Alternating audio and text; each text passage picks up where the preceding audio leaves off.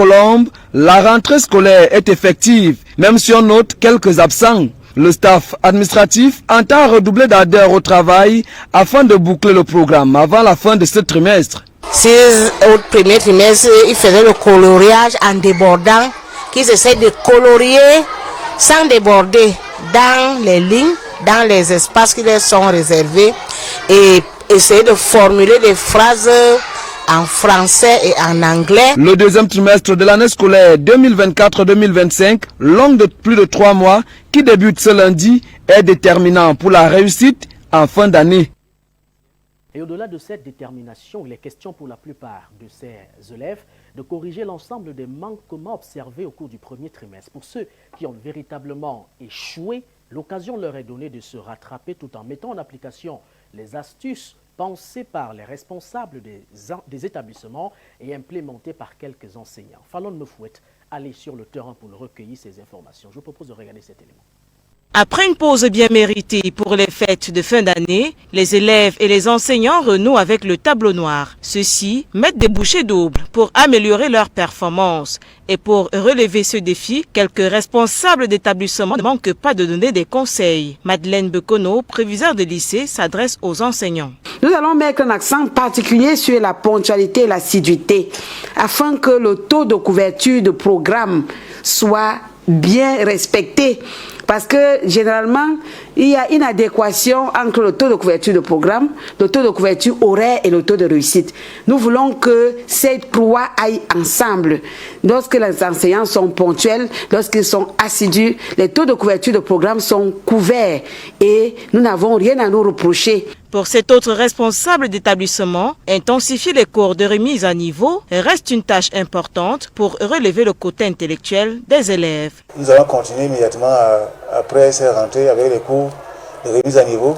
Nous allons essayer de voir comment ces enfants sont comportés, commencer à gérer leurs lacunes au fur et à mesure. Et nous allons aussi, pendant les congés de Pâques, prendre 10 jours pour que les élèves puissent travailler de façon intense avec les enseignants, afin qu'ils puissent être sérieux et sûrs qu'ils sont prêts pour les examens. Pour cet enjeu, l'heure est désormais à la concentration pour gagner sa place en classe supérieure. Cette journée n'est pas que consacrée à la rentrée scolaire comptant pour le deuxième trimestre de l'année 2024-2025. Elle est aussi la journée mondiale des orphelins de guerre.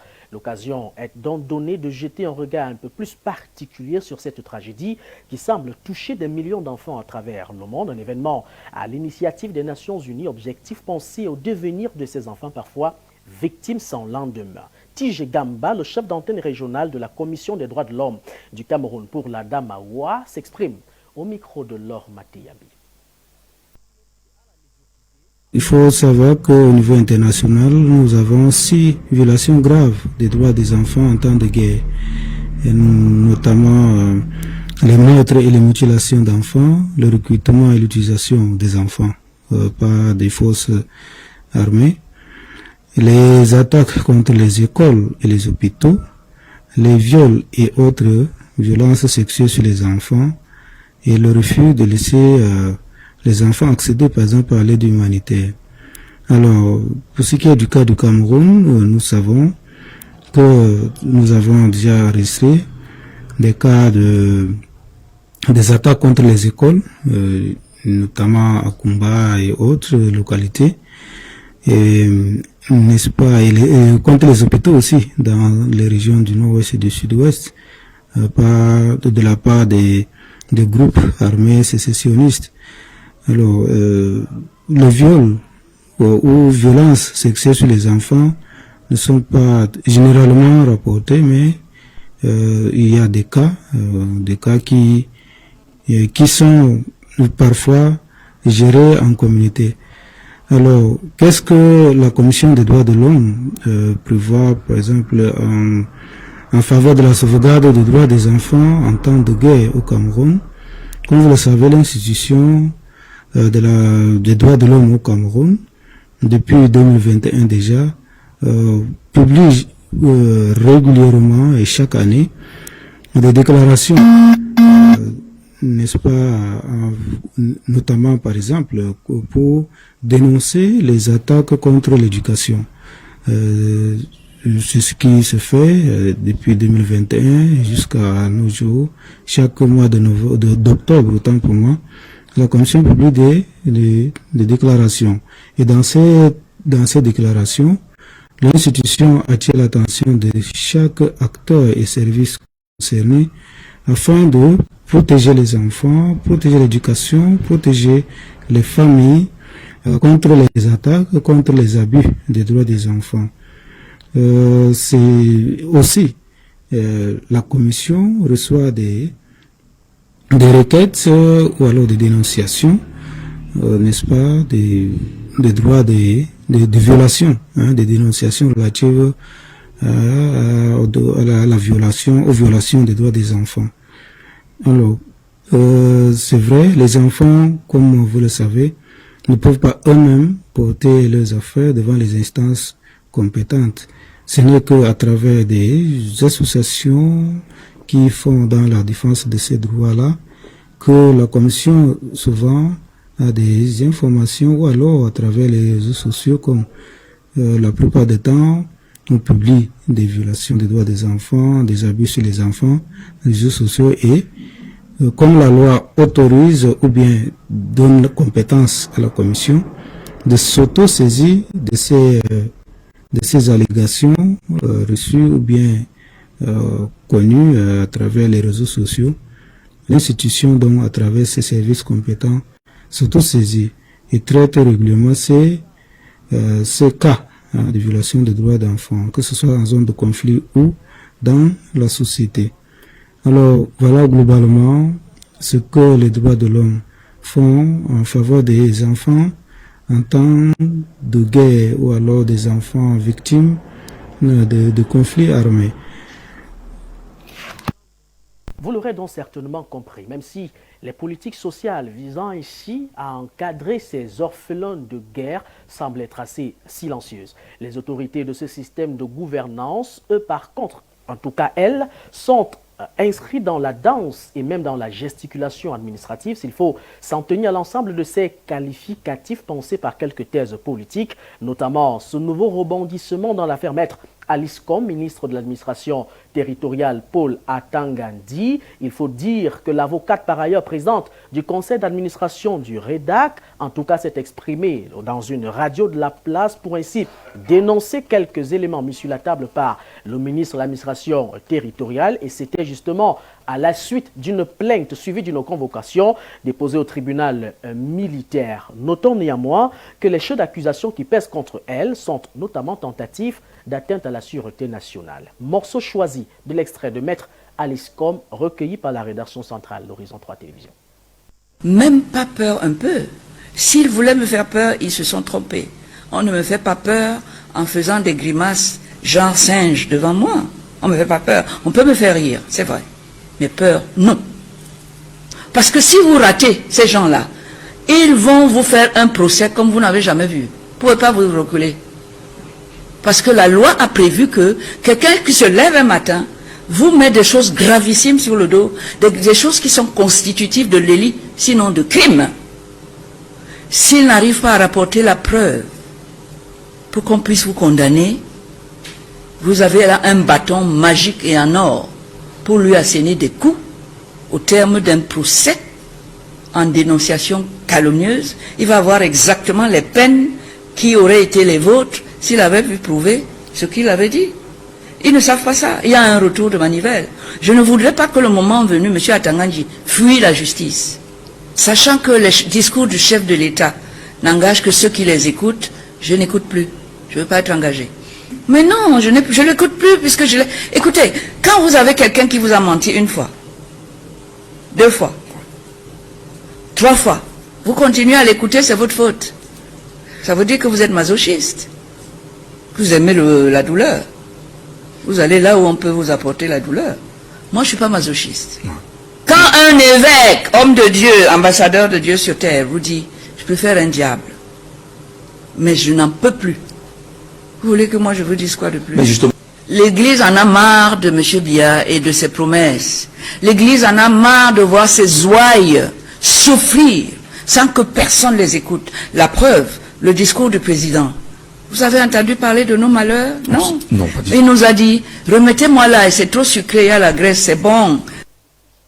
Et en attendant que le diable certainement dirige l'État du Cameroun, et on attend de voir ce que cela fera sur les populations camerounaises, il faut dire que la conférence annuelle des services centraux est même déconcentrée du ministère du Travail et de la Sécurité sociale. Les parties prenantes se sont réunies à la salle de conférence de l'ENAM. C'était cet après-midi. Les parties prenantes qui auront donc 2 jours à compter de ce 6 janvier 2025 pour débattre sur l'éthique et même la déontologie professionnelle au sein des organismes publics et même parapublics de notre pays.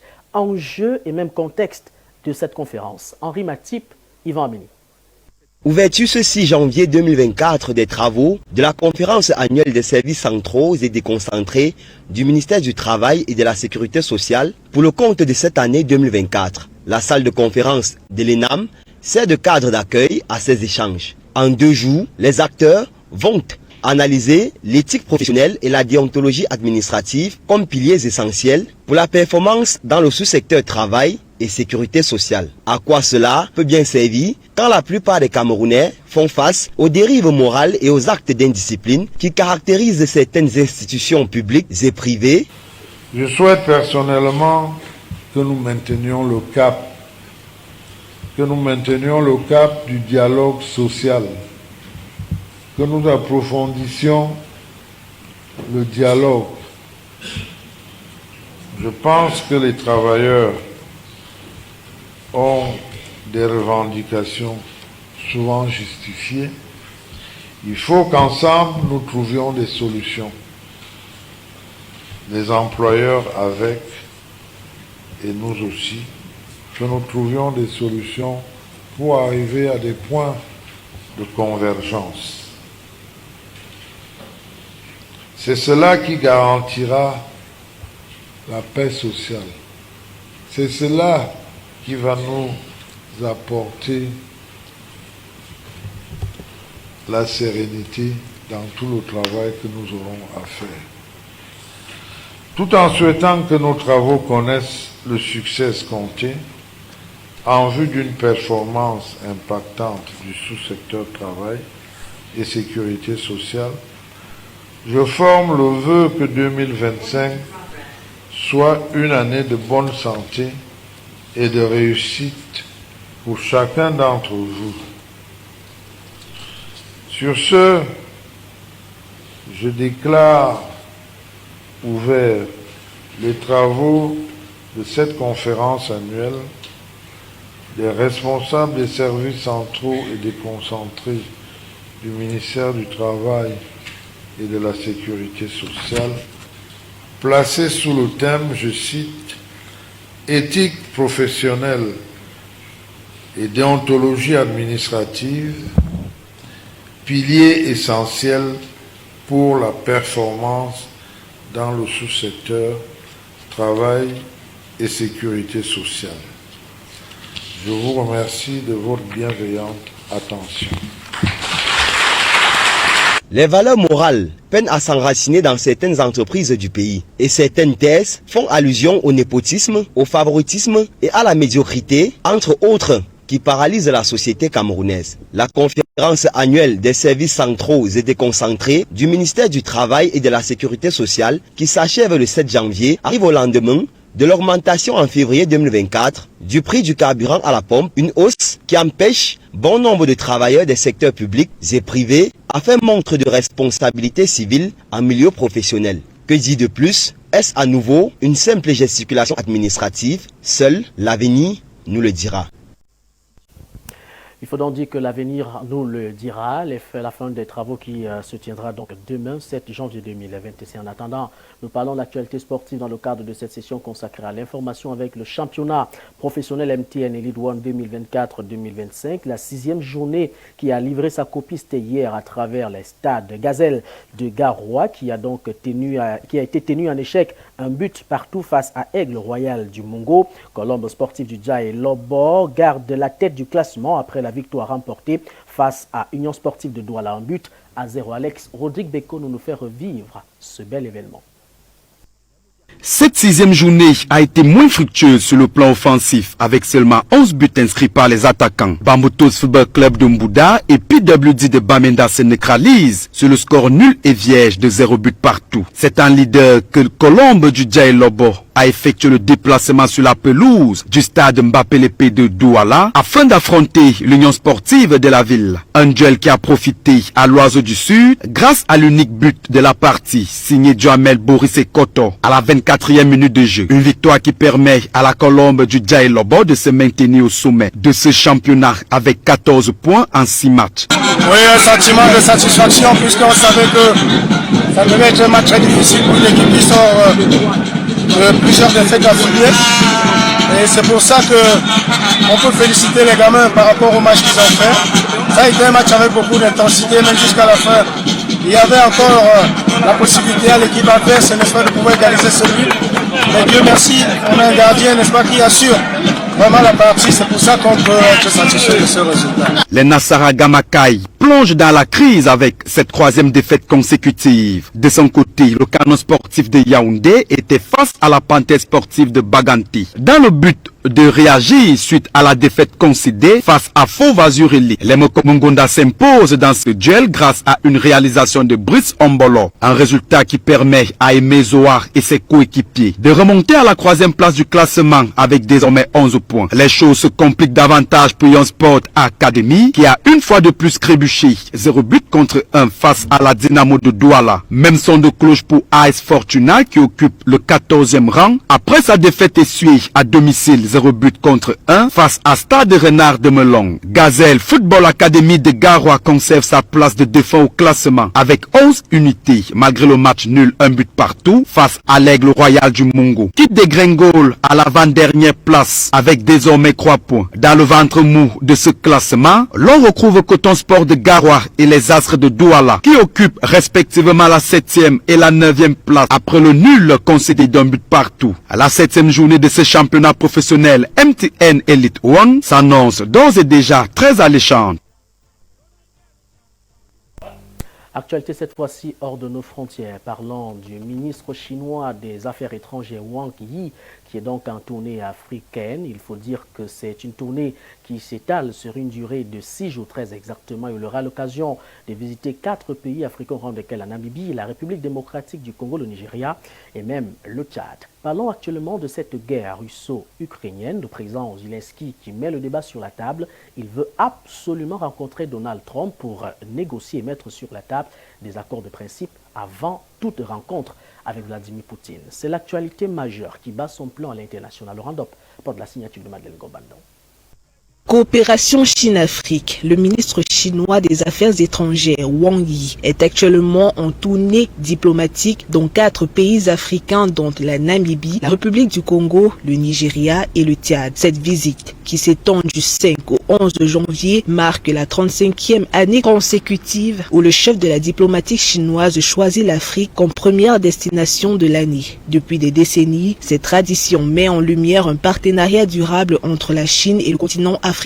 Selon les experts, ces déplacements reflètent l'engagement de Pékin à répondre aux grands défis auxquels l'Afrique est confrontée, notamment le développement des infrastructures, la lutte contre la pauvreté et la promotion d'une croissance durable. Cette tournée diplomatique devrait également permettre d'évaluer les progrès réalisés à la suite du sommet de Beijing du Forum sur la coopération sino-africaine. L'initiative a déjà mobilisé des milliards de dollars en faveur de progrès économiques, éducatifs et technologiques politique sur le continent. Au Soudan, l'armée a accepté la médiation proposée par la Turquie pour tenter de mettre fin à ce conflit meurtrier qui a fait des dizaines de milliers de morts et déplacé des millions de personnes. Cette initiative intervient dans un contexte de crise humanitaire sévère avec des infrastructures détruites et des millions de déplacés. Les Soudanais espèrent que cette médiation conduira à un cessez-le-feu durable. Et en Ukraine, le président Volodymyr Zelensky a exprimé dans une interview publiée le 5 janvier 2025 son souhait de rencontrer Donald Trump pour évoquer un plan de paix avant toute négociation avec le président russe Vladimir Poutine. Lors de cette interview enregistrée en décembre, le président ukrainien a répété s'attendre à ce que Trump puisse mettre fin à la guerre. La victoire du républicain aux élections en novembre dernier a jeté le doute sur l'avenir du soutien américain à l'Ukraine, le futur président américain ayant promis de mettre fin à la guerre en 24 ans.